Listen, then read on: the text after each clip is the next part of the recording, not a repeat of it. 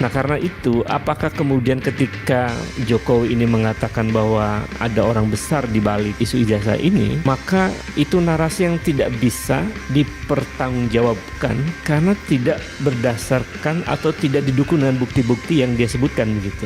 Ijazahnya belum ditunjukkan bahwa palsu atau asli, orang yang mengatakan langsung dijerat pasal yang lain kan. Menurut saya memang itu dari sisi logika saja itu nggak masuk akal gitu. Ini kemudian kasusnya tenggelam. Tiba-tiba tahun 2027 atau 2028 dibuka lagi pengadilan itu. Lalu ada skenario tertentu sampai kemudian Jokowi membawa ijazah itu, lalu pengadilan memutuskan asli.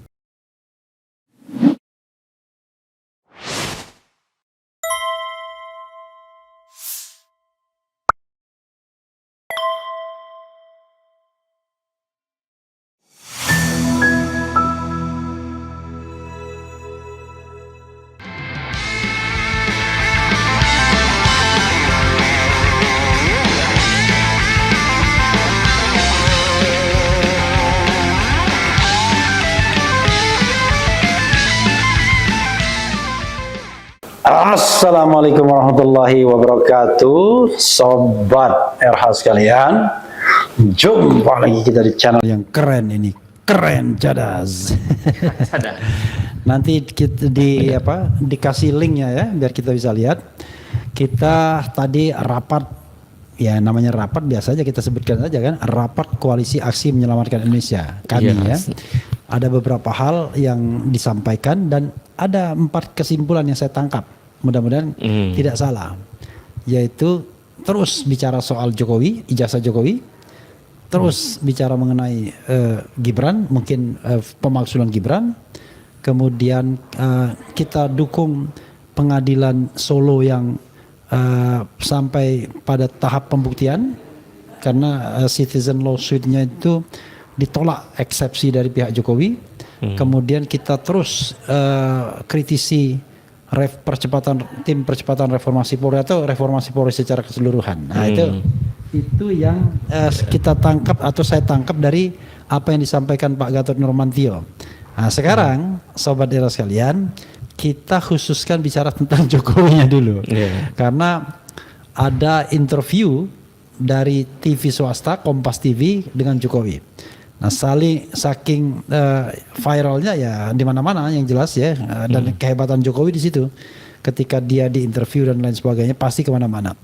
Salah satunya adalah ya isu mengenai orang besar di balik isu ijazah ini.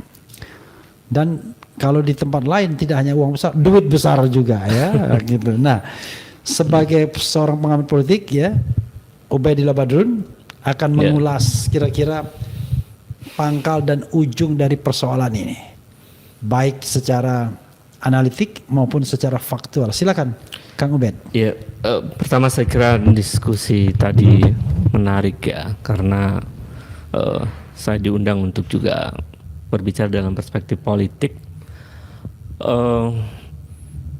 bahwa bagaimana kemudian kita membaca narasi yang diungkapkan oleh Joko Widodo bahwa ada orang besar di balik isu ijazah palsu misalnya.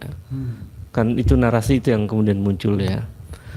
Saya kira setiap narasi seorang yang dianggap politisi itu selalu maknanya tidak tunggal, Bung Refli.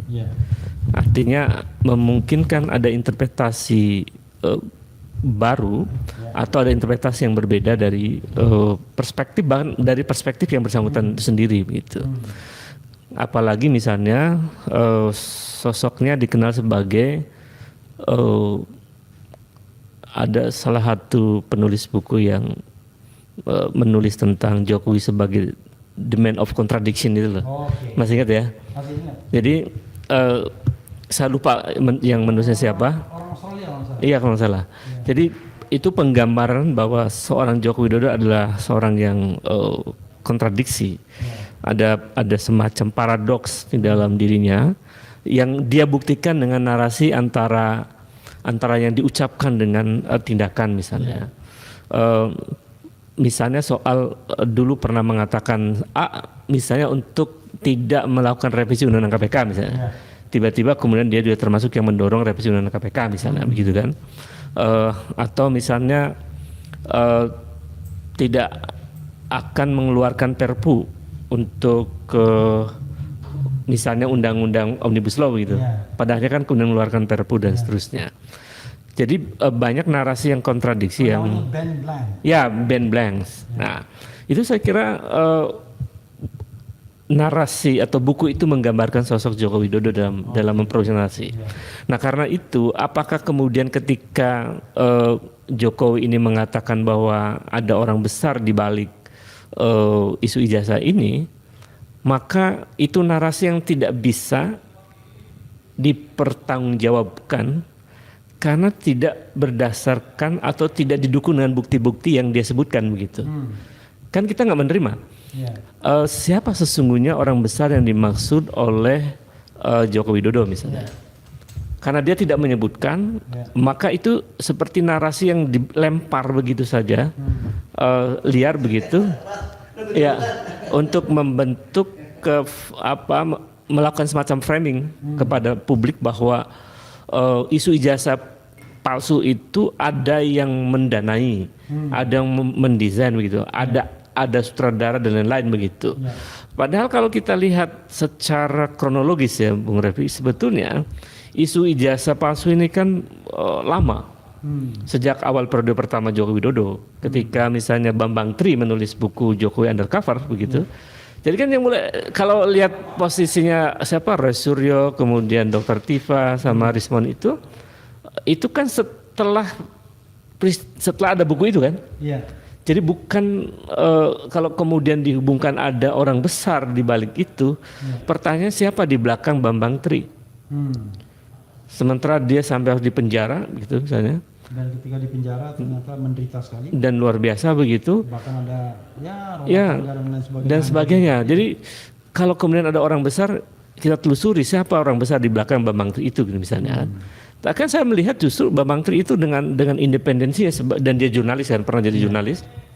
Saya kira ya dia menulis dengan tanggung jawab begitu bahwa dia tentu punya data, punya argumen untuk menulis buku itu. Nah, karena itu narasi orang besar itu, ya orang besar itu Bambang Tri itu misalnya gitu. Bisa jadi orang besar itu ya Roy Suryo itu sama siapa, Dr. Tifa, kemudian Rismon begitu ya. Itu yang ya mereka yang kemudian membuat situasi ini terungkap begitu, bahwa ternyata memang persoalan ijazah Jokowi itu penutannya gitu. Masih banyak tanda tanya besar karena perdebatan terakhir mereka di media kan kelihatan begitu ya. Ternyata ijazah yang disebut asli dari scan itu ternyata kan kemudian dari siapa, aktivis atau kader PSI itu kan. Dian Sandi. Jadi saya kira ya sangat sulit bisa ditafsirkan secara clear pernyataan Joko Widodo bahwa ada orang besar itu. Menurut saya itu narasi yang hampa, yang karena tidak ada bukti. Jadi narasinya Ari Lasso hampa. Narasi kosong. Sebetulnya hanya untuk framingnya. Saya kira ya kita perlu bertanya juga kepada Joko Widodo. Sebutkan siapa orang besar itu. Ya, kalau kemudian beliau mengatakan bahwa ada orang besar kan. Ya, jadi begini, kita bicara mungkin spekulasi yang mau dikembangkan oleh kelompok Jokowi ini ya. Jadi spekulasi yang berkembang itu kita lihat RRT. Itu kalau kita telisik-telisik Rismon, siapa sih Rismon itu? Gak jelas. Ya dia seorang akademisi, kemudian mengambil PhD di Jepang, ahli digital forensik, tetapi bukan baru muncul sekarang saja. Waktu dalam kasus misalnya kopi sianida, itu dia sudah menjadi ahli. Jadi nggak kemarin sore juga. Cuman tidak exposure-nya tidak sekuat ini.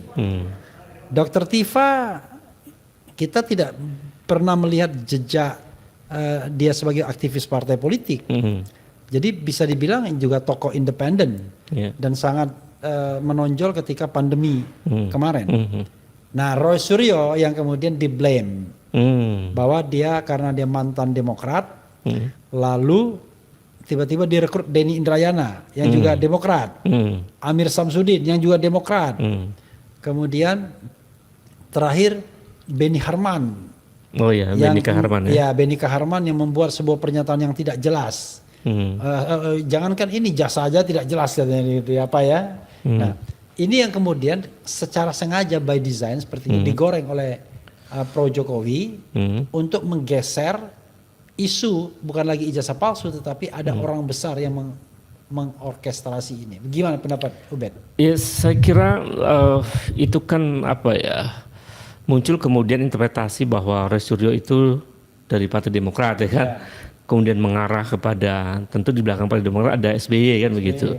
Dan SBY orang besar. SBY orang besar ya kan. Baik jabatannya mantan presiden ya, gitu. maupun orangnya. Ya betul. Jadi sebagai mantan presiden dia dinilai sebagai orang besar ya kan. Apalagi kemudian anak SBY, AHY punya potensi besar juga untuk menjadi calon presiden misalnya. Tetapi bersaing dengan Gibran. Iya, tapi saya kira kesimpulan itu sangat simplifikatif ya. Karena Roy Suryo dalam beberapa tahun terakhir misalnya tidak ada jejak yang saya temukan bahwa yang bersangkutan itu melakukan komunikasi intensif atau bahkan hadir atau diskusi sering begitu dengan SBY begitu. Jadi saya tidak menangkap, ya, artinya tidak ada data empirik yang menunjukkan bahwa Roy Suryo itu adalah misalnya dalam kendali disuruh oleh SBY misalnya. Saya tidak menemukan bukti empirik itu. Apalagi dia sudah berapa tahun berhenti secara formal. Berhenti secara formal dari Partai dan Demokrat. 2 tahun terakhir tidak ikut pemilu. Ya. Nah, jadi fakta itu kan membantah seluruh analisis itu ya. Bagaimana dengan 2 lainnya? Ya, saya kira yang lain ya, Dr. Sipa tidak punya afiliasi politik misalnya. Kemudian dan dia seorang dokter ya yang fokus pada dunia kesehatan. Yang dia yang saya tangkap ya, dia fokus pada secara kesehatan itu kan bisa dilihat dari orang itu sebetulnya dia konsisten nggak untuk jujur begitu ya. Mungkin dia tertarik melihat isu ijazah itu dari inkonsistensi yang diproduksi narasinya oleh Joko Widodo misalnya. Kemudian Rismon saya kira dia punya kepakaran tersendiri. Jadi di belakang mereka siapa? Saya kira setahu saya tidak menemukan jejak bahwa mereka adalah bagian dari skenario besar orang-orang besar itu. Jadi nggak mungkin ada orang besar di balik 3 orang itu. Jadi biar disclaimer ya, biar kita fair, Ubed ya. Per tanggal 26 November saya menjadi salah satu penasihat hukum mereka. Maksud saya biar dalam percakapan ini Ubed tahu posisi saya. Jadi dengan demikian feel free untuk melakukan interpretasi apapun. Jangan sampai kemudian wah ini ada orang besar yang mendesain ini. Karena masyarakat yang post truth ini susah ya, low trust society seperti ini. Nah, sekarang ada satu isu yang spekulatif yang saya dengar begini. Udahlah, tidak usah lagi kita membahas tentang ijazah palsu ini. Karena isu ini sesungguhnya isu yang menguntungkan Jokowi. Itu acara Jokowi untuk on the top dalam pemberitaan. Ya. Karena itu katanya kalau kita bahas terus isu ijazah yang untung Jokowi. Jadi tidak usah dibahas. Apa pendapat Anda dengan hal seperti itu? Ya, saya kira bisa dipahami dalam banyak analisis ya. Pertama, kalau ada orang mengatakan seperti itu kan bisa jadi tanda bahwa berpikir bahwa Jokowi mendapat keuntungan dari isu ini. Karena dia terus menjadi perbincangan publik dan lain-lain. Maka dia minta dihentikan. Orang-orang meminta untuk berhenti dalam membahas isu ijazah palsu, bisa jadi mereka tidak cukup data atau tidak cukup informasi tentang apa yang sesungguhnya terjadi dalam isu ijazah ini ya. Yang kedua, ya sebetulnya kalau kemudian ini sengaja misalnya ya gitu ya, Jokowi membiarkan ini karena dia menikmati situasi itu. Itu kan sebetulnya juga isu yang tidak menguntungkan secara substantif Jokowi kan. Jokowi masa dia dikenal dengan isu yang buruk gitu ya? Iya begitu kan. Jadi isunya buruk dan tidak menguntungkan dia, lalu apakah dia terus memelihara isu ini kan? Yang menurut saya yang bisa kita cermati justru ya Jokowi sudah masuk perangkap di dalam situasi ini, lalu dia memanfaatkan isu ini gitu. Jadi saling menumpangi sebetulnya, saling menumpangi bahwa memang bisa jadi persoalan ijazah palsu ini akan terbukti palsu atau terbukti asli, kan kita tidak bisa mengambil kesimpulan karena proses peradilan belum berjalan kan begitu. Tetapi secara politik ya setiap ruang di mana individu mendapatkan tempat di media, di ruang publik, ya tetap dia mendapatkan insentif di situ. Ya, jadi sama seperti di dalam sebuah penderitaan apapun ada blessingnya ya kan. Yeah. Tapi kan kita tidak bicara bahwa Jokowi pasti dapat blessing dari ini, tapi spotlight lah. Yeah. Dia dapat spotlight, pemberitaan yang banyak. Dan bahkan selama beberapa bulan ini bisa pemberitaan tentang Prabowo lewat semua dengan pemberitaan tentang ijazah palsu ini. Nah tapi Ubed mengatakan itu bukan by design ya, tetapi by accident saja. Jadi dia sudah kecemplung dan bagaimana memanfaatkan sesuatu yang sudah terjadi, sudah dalam kubangan sehingga dia punya keuntungan spotlight tadi ya. Saya sih berharap problem atau isu ini makin clear begitu ya, melalui proses hukum. Biar nanti proses hukum yang menentukan apakah ijazah ini palsu atau bukan begitu. Nah, tidak berhenti di luar peradilan. Kalau berhenti di luar peradilan, ini artinya memang ada semacam upaya untuk membiarkan isu ini memunculkan tafsir liar dari banyak orang gitu. Nah, orang akan terbelah itu, oh ini ijazah memang palsu, oh ini ijazah asli. Jadi, tapi menurut Kang Ubed ya, kalau dilihat katakanlah pembelahan masyarakat terhadap isu ijazah palsu ini, pengamatan sepintas sebenarnya orang lebih banyak percaya ijazahnya Jokowi palsu atau Jokowi asli ijazahnya? Itu tergantung segmennya ya, Bang. Kan sempat ada survei kan, survei itu kan sangat segmented dan pakai random ya.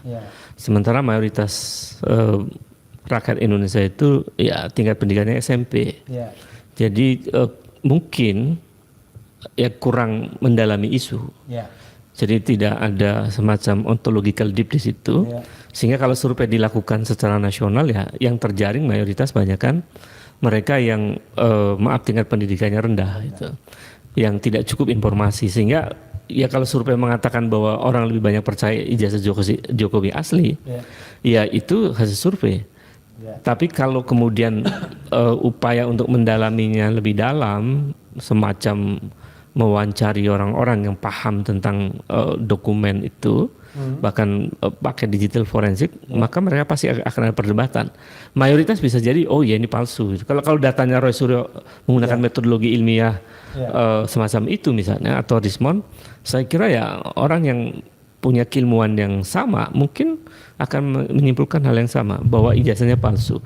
Nah, perbincangan ijazah palsu yang kemudian meluas di media itu kan kemudian yang dominan di algoritma sebetulnya, sehingga mengakibatkan AI-nya UGM menyebutkan bahwa Jokowi bukan alumni UGM ya kan.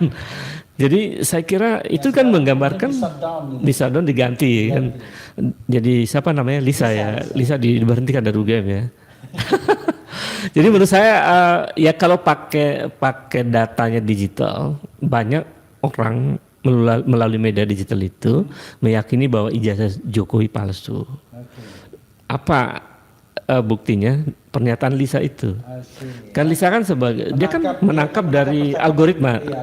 Sehingga kemudian dia menyebutkan ijazah Jokowi palsu begitu. Menarik itu Kang Ubed ya. Gini, akhirnya kita bicara tentang integritas seorang pollster.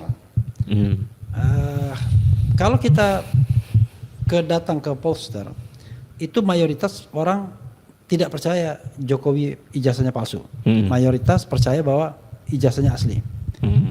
Tetapi kalau kita ke big data, terdiri dari mungkin jutaan atau puluhan juta data dan lain sebagainya, itu mayoritas justru percaya kalau palsu ijazahnya. Nah, pertanyaan saya adalah, mungkinkah itu ada kaitannya dengan tingkat pendidikan tadi? Bahwa kalau di big data itu adalah orang-orang yang terdidik yang masuk di situ. Ya. Paling tidak orang yang punya literasi pada internet, Ya. sehingga kemudian sekitar diambil oleh big data, maka yang paling dominan adalah ya positif, negatif, netral kan. Ya. Tetapi kalau kita perspektifnya palsu berarti negatif, asli berarti positif. Nah ternyata banyak yang negatif gitu. Nah itu apakah kemudian mana yang harus kita pegang kalau kita bicara tentang rakyat Indonesia itu? Kalau secara kualitas ya, tentu kita percaya kepada mereka yang terdidik, yang atau tingkat pendidikannya tinggi. Kalau kita lihat itu tergambar di big data ya, betul. karena minimal dia bisa akses komputer. Kan kalau kita lihat data pengguna internet di Indonesia itu kan kurang lebih 150 juta ya, kurang lebih. Itu kan banyak. Artinya mereka yang cukup terdidik dan itu signifikan dengan jumlah kelas menengah sih sebetulnya.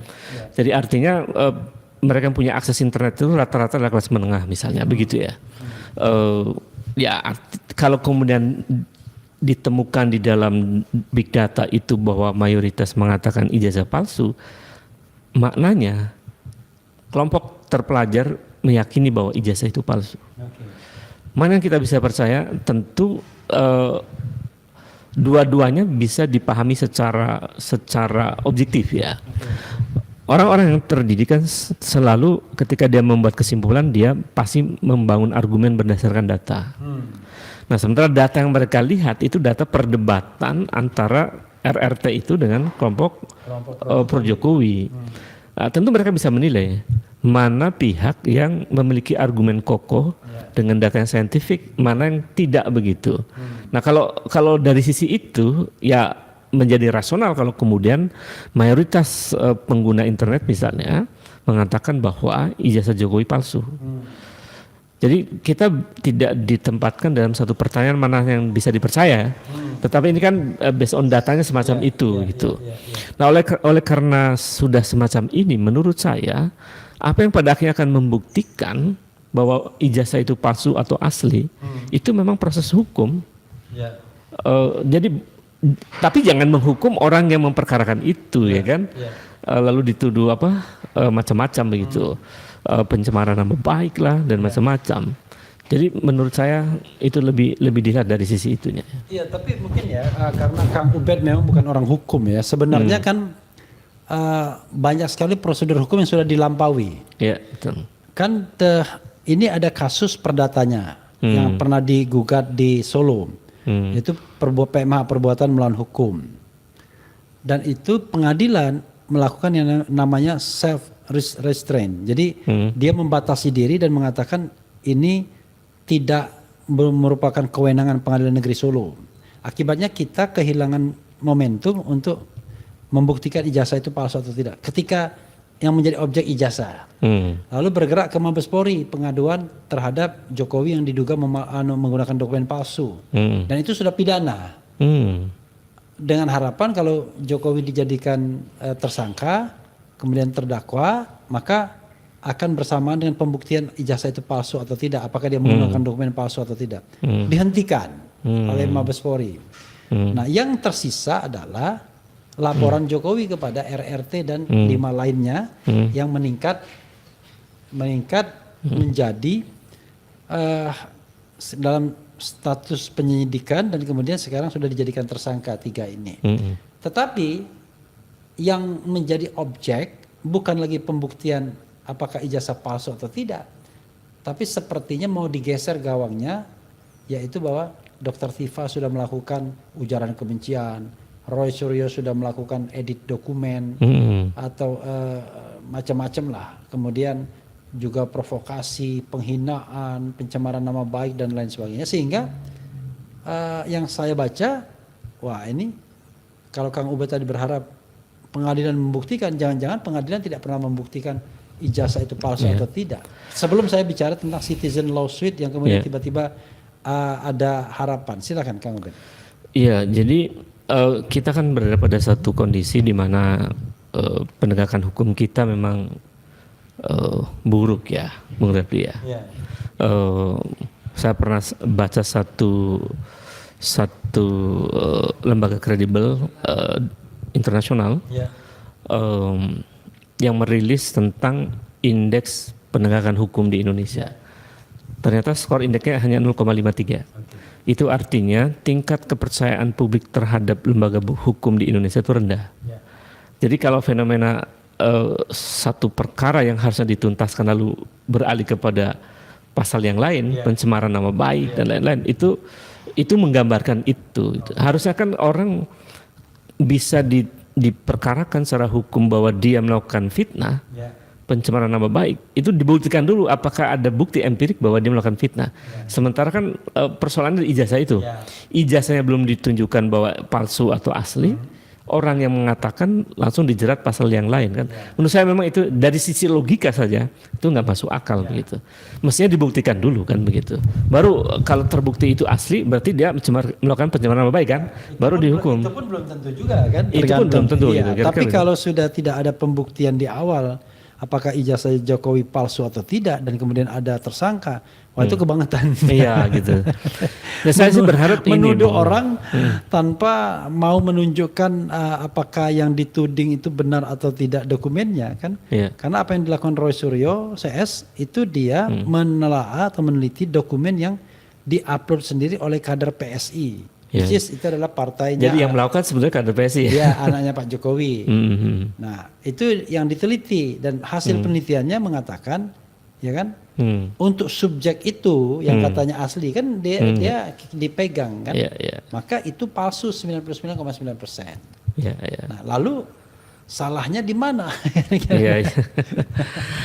Jadi tidak, sebenarnya nggak ada bukti ya bahwa mereka dituduh semacam itu dan kemudian disalahkan, apalagi masuk ditangkap di penjara, itu nggak masuk akal lah.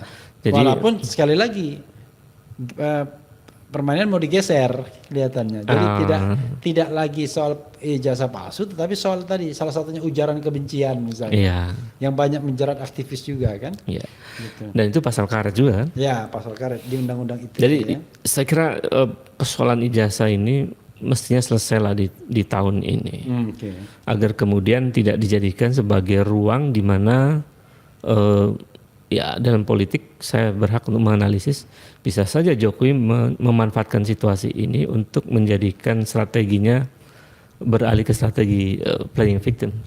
Pertanyaannya, what do you mean dengan selesai itu? Dibawa ke meja pengadilan, Jokowi membawa ijazah itu, tunjukkan.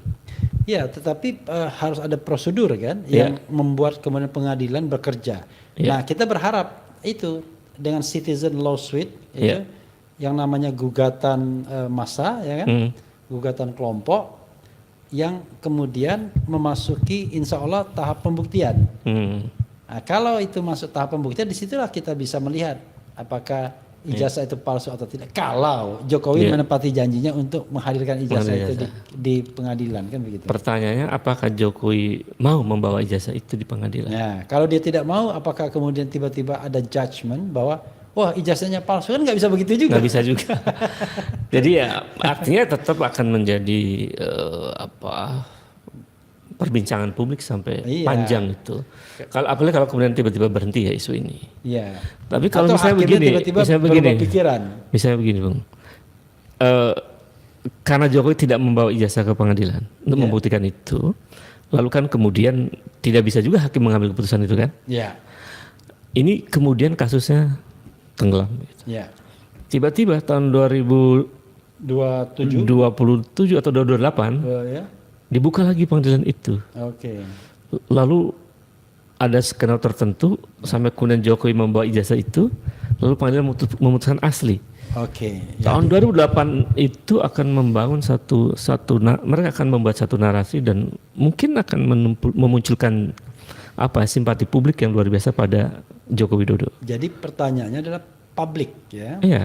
Tetapi dia pengen how to attract public attention kan. Jadi sepertinya yang dilakukan oleh Andi Azwan, salah satu pro Jokowi, ketua Joman, Jokowi mania, dan sekarang jadi Prabowo mania pokoknya.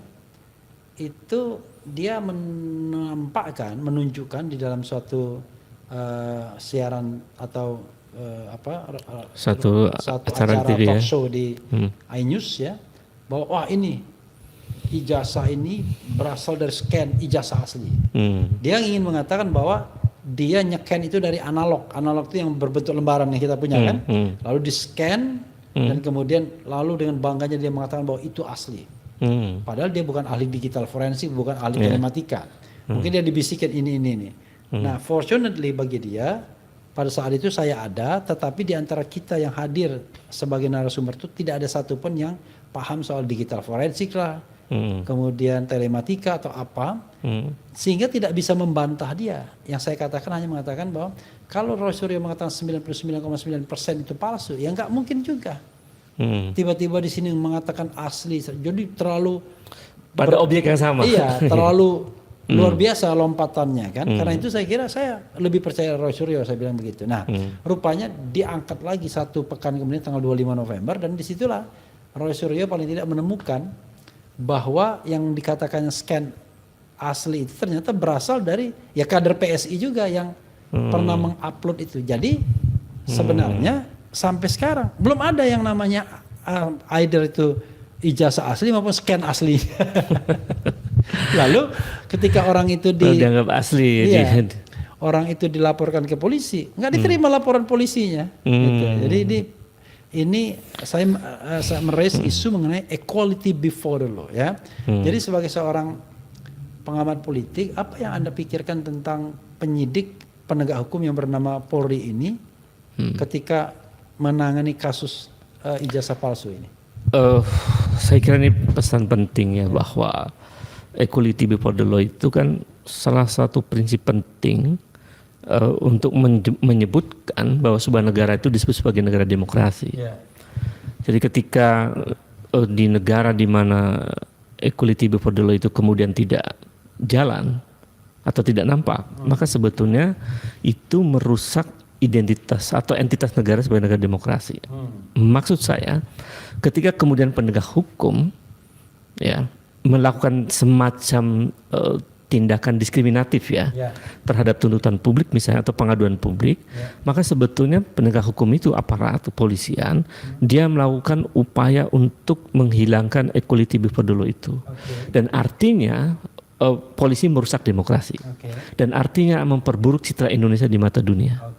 Dan itu berdampak besar sebenarnya pada indeks demokrasi Indonesia dan macam-macam. Jadi saya kira memang harus disuarakan bahwa upaya untuk mereformasi, membenahi kepolisian itu diantaranya pada persoalan ini.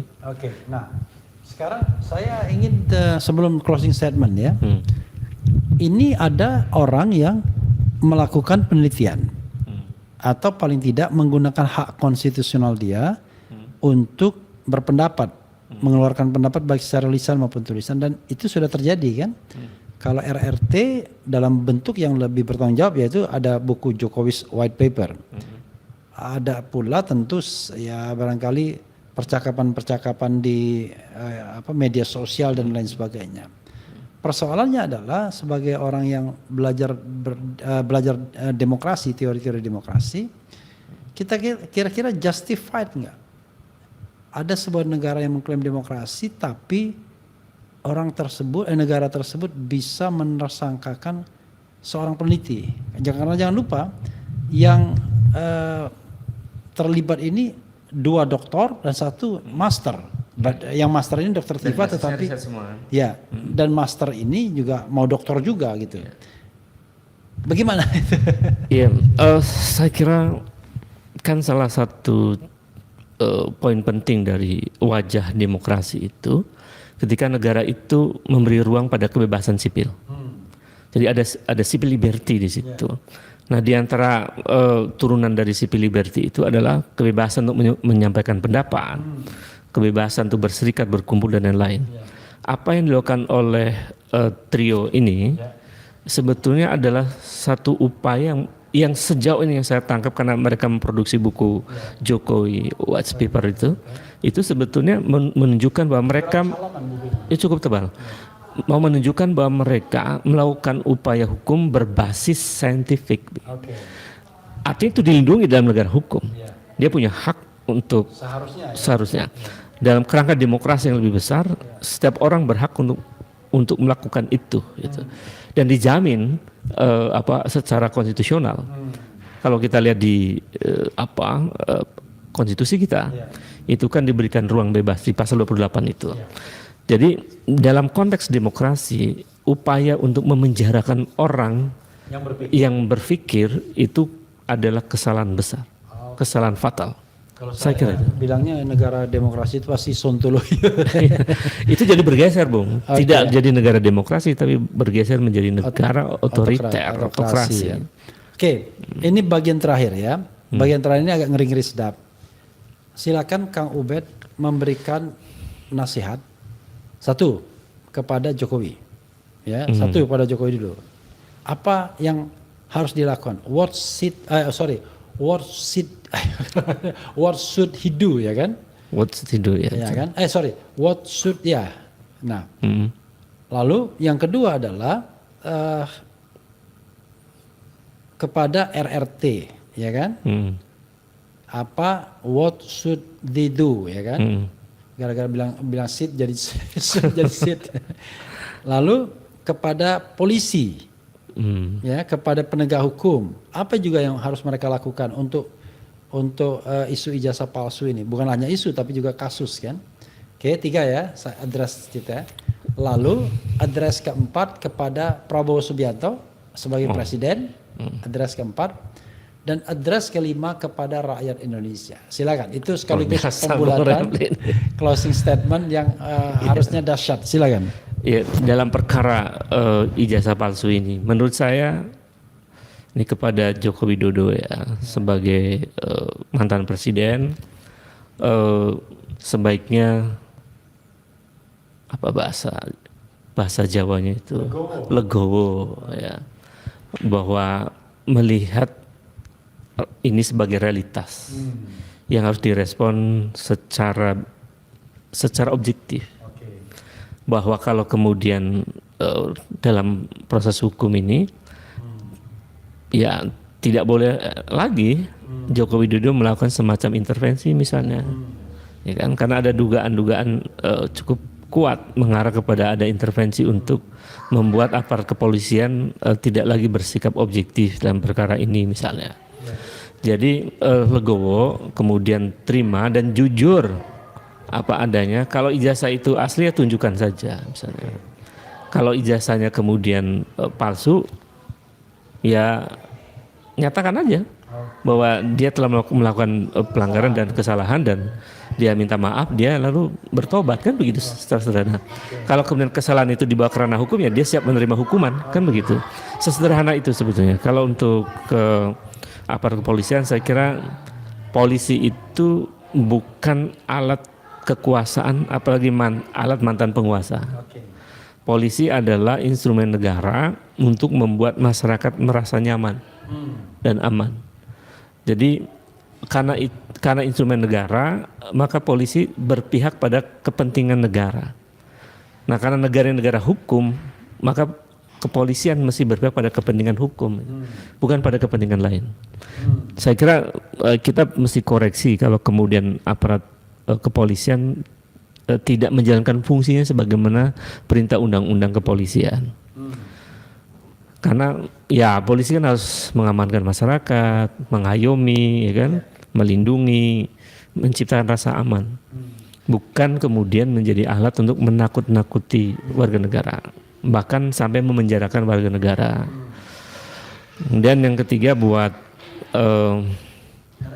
RRT, saya kira pertama memilih jalan untuk memperjuangkan sesuatu yang benar atau yang diyakini sebagai kebenaran itu memang tidak mudah dan memerlukan jalan yang panjang dan sabar, dan tetap konsisten saja bahwa memilih jalan memperkarakan persoalan ijazah itu adalah dalam rangka ikhtiar untuk mengungkap kebenaran. Karena itu ya menurut saya tidak boleh mundur, apalagi basis datanya saintifik begitu maju, ya tidak boleh mengenal lelah gitu untuk memperjuangkan itu. Kalau kemudian tiba-tiba ada hal yang membuat proses ini kemudian berbenturan dengan karang ya yang begitu besar, maka memilih jalan yang lebih tepat itu perlu dipikirkan secara rasional. Jadi tidak buru-buru begitu. tidak cepat untuk mengambil langkah, tapi tetaplah konsisten istiqomah di jalan yang diyakini sebagai kebenaran itu.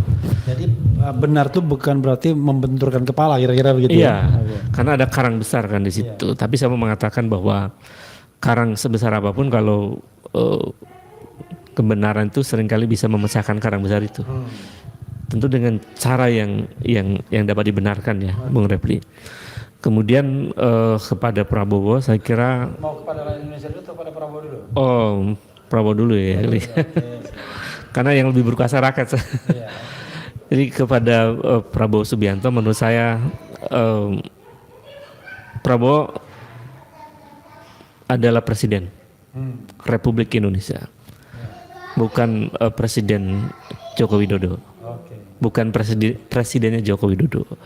Jadi saya mengingatkan ini nasihat politik ya, semacam itu, bahwa peran posisi presiden itu dalam perkara ijazah palsu itu memberikan ruang yang merdeka bagi upaya penyelesaian secara hukum, secara beradab.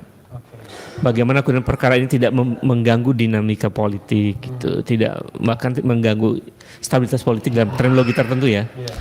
Jadi objektivitas, kemudian peran presiden yang tidak boleh intervensi di ranah hukum itu harus dicontohkan oleh Prabowo. Kalau kemudian presiden sebelumnya terlihat banyak melakukan intervensi di ranah hukum, maka jangan ikuti cara-cara itu. Karena rakyat akan melihat, rakyat akan mencatat. Dengan posisi yang tepat, maka Prabowo akan memberi ruang pada proses peradilan dengan objektif. Gitu. Kalau kemudian ditemukan Jokowi salah ya salah. Gitu. Saya kira itu kita kan perlu belajar dari negara-negara maju. Karena negara maju memang bahkan tetangga kita dekat Korea Selatan dalam 30 tahun 6 presiden masuk penjara. Gitu. Kalau itu adalah harga yang harus ditebus, harus dibayar.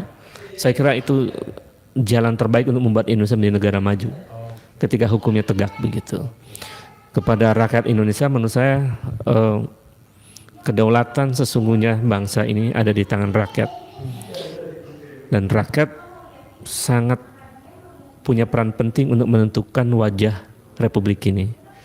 Ketika kemudian negara dalam situasi yang tidak jelas begitu, maka keberpihakan rakyat kepada sesuatu yang benar menjadi sangat penting untuk memberikan semacam pembelajaran politik juga, bahwa kalau hukum tebang pilih, kalau hukum tajam ke bawah tumpul ke atas, kalau hukum kemudian tidak menegakkan dengan benar begitu, maka pada dalam situasi itu rakyat bisa memilih jalannya sendiri untuk mengatakan bahwa hukum harus tegak begitu, meskipun langit runtuh. Kan saya kira itu penting ya. Rakyat tidak perlu takut juga untuk menyuarakan sesuatu yang benar. Yang terakhir saya kira bangsa yang besar juga ditentukan oleh rasionalitas rakyat. Jadi bagaimana kemudian rakyat juga memilih jalan rasional dalam melihat perkara-perkara ini, tidak mudah tertipu oleh gimmick politik misalnya, tapi bagaimana kemudian menggunakan akal sehat yang melihat perkara ijazah palsu ini. Saya kira itu. Oke, sobat sekalian, sengaja saya kasih PR banyak-banyak biar tereksplanasi secara baik ya. Dan jangan lupa bahwa kasus ijazah palsu ini belum selesai, masih menghadapkan 8 orang tersangka. Tersangka itu bahkan diancam dengan hukuman 12 tahun penjara, sebuah ancaman hukuman yang menurut saya diterapkan secara ugal-ugalan.